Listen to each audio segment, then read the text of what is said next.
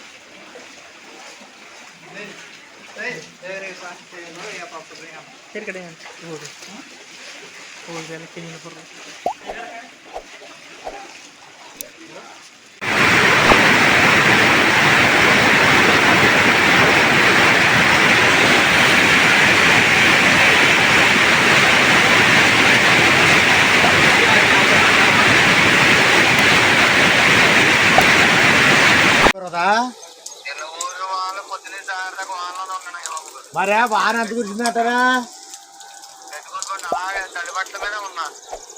మొత్తం ఆడకాడ గళ్ళు కొట్టేసి మొత్తం ఆడకాడ నాశనం అయిపోతే